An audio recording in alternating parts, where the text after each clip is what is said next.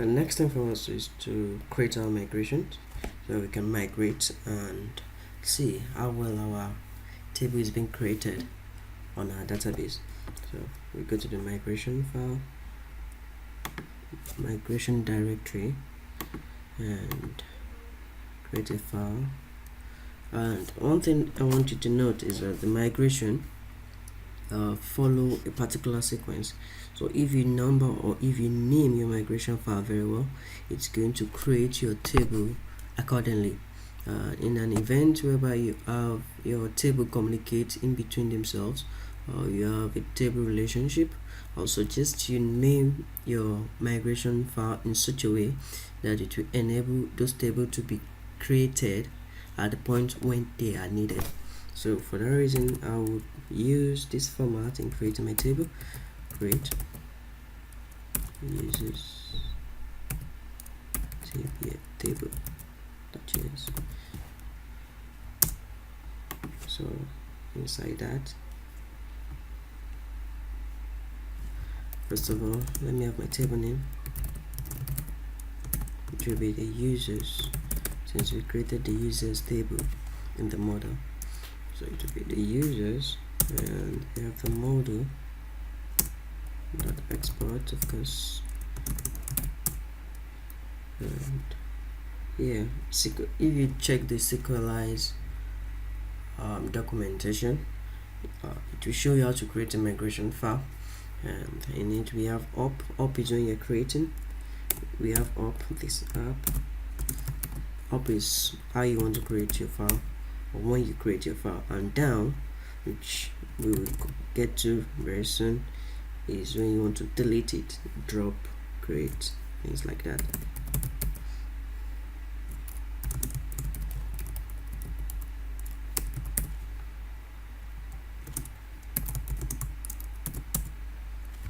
So want to return, so I'm returning because I realize when you're using Squelize sometimes and you did not configure your migration very well, you get this warning or this error that you have a promise that you haven't handled very well. So I'll return the query interface right here and create a table.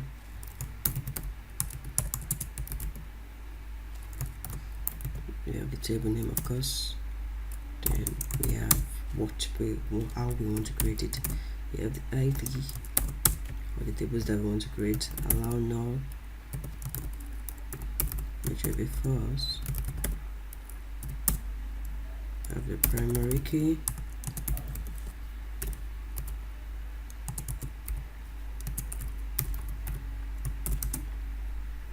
To be true, of course we want it to be primary key. We have the type, which is Squelize dot UUID. There we have the default value, which will be Squelize dot UUID 4. And the next one is the username, and the type, so the Squelize string. We want it to be a unique property, just like our model. I want to allow null to be false. So that's it for that. And we have an email.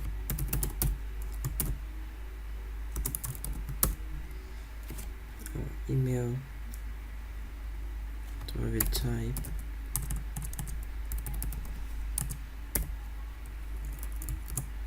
just copy the type up there.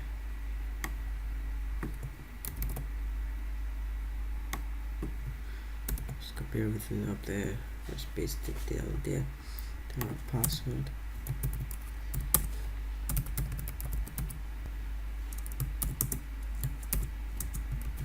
we don't need a unique value. Okay, that's been done. Then I realized that Squelize or the database have a way of creating this created at and updated at automatically itself. So in order for us not to run into problems, I would suggest we add it to our migration too.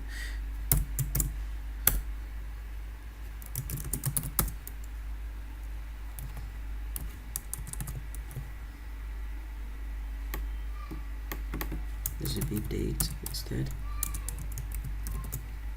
Unique, no, allow for, no, yeah. So the next one is updated at. Just copy the one above, delete that, clear that, put the right semicolon. Then we have a comma here. Now this is our down, and this down here we're telling it to our interface. Come on, Squelize of course.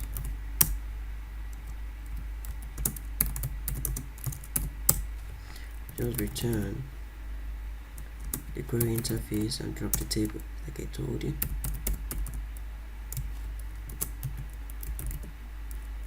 The table name. So there you go.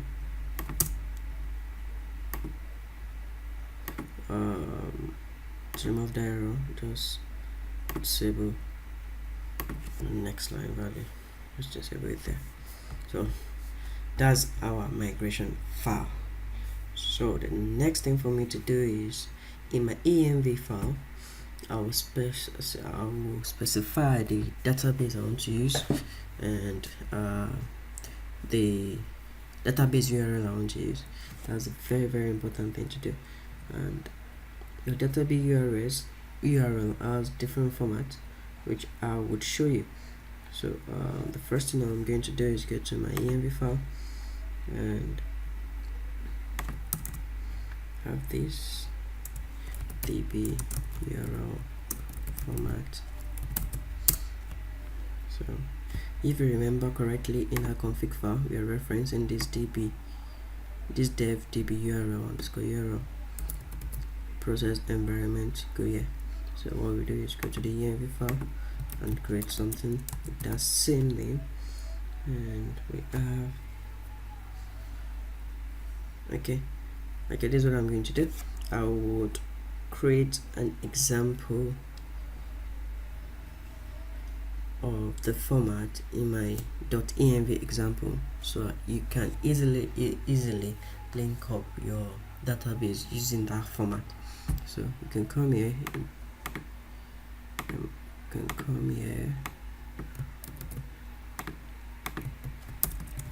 and the format looks like this. If it's Postgres, it will be Postgres username, the password at host, then the port, then the database name. So you get it? Postgres / username, password, database name. And if it's on MySQL, you go for Postgres MySQL.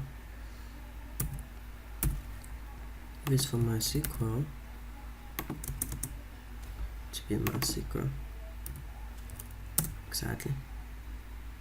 Small letter with capital letters, small letter.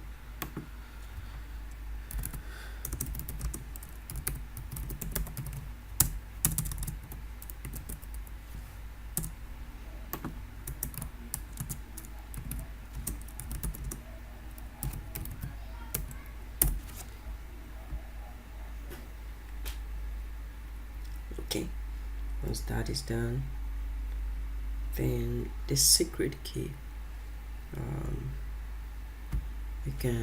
there are sometimes you might need a secret key, and that really comes in when you want to create a token, have a token and the likes of it.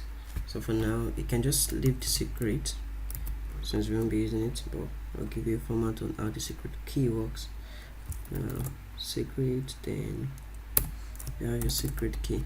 So by the time we want to reference it, when we need it, we want to reference it in one of our files, we can just go to process.env.secret. So it will be equals to the secret key right here.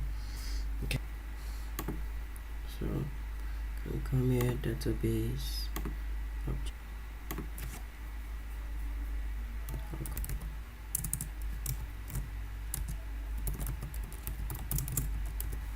API.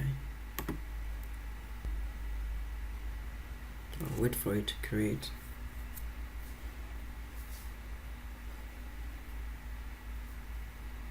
Okay, we have it.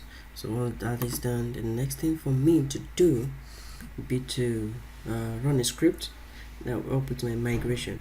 But before I do that, I'll go to my package.json file and add a script tag there, so I can easily run the script from there. So I'll go to my package.json, then put db migrate, that's the name of the script.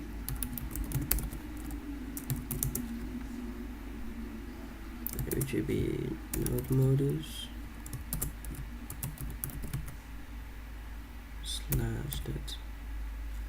/bin Squelize and db migrate. Then to undo migration, we have our undo migration file too. When you undo migration, that means you drop all the content in the database, meaning all the data you've stored on that table will be dropped and recreated. But when it's recreating it, however, it's only going to create your table and not your data. So you have to be careful with this particular script because you can lose a lot of data through it. So I'll just copy this and okay, right here I'll just put db migrate undo all. So I think that is it. So moment of truth. Let's see how far we've gone. So npm run db migrate, sorry, no space, enter. Let's keep our fingers crossed. Voila. So as you can see, we've created our migration. However, don't take my word for it. Let's go to the DB and check it out. So if we refresh, that's it. So we refresh our table and we go to our server, Postgres, we go to our Resful API, look at the schemas, we go to the public, we scroll right down to the tables, we check the table. Here we go. That's our user table right there. And if you view all rows, you can close this. If you view all rows, we have our ID, just like we stated, ID, username, email, password. You created that and you updated that. As you can see, the data type right beneath it, UUID, character of 2225, the likes. So I say thank you for sticking with me so far, and I really hope you got this right from your end. If you don't, you can drop a comment. I'll definitely get back to you on it. In case you need to see my code, which I use for this particular screencast, I will share the link with you in the description to be in my GitHub, and you can easily access it from there and check my codes out. Thank you and have a nice day.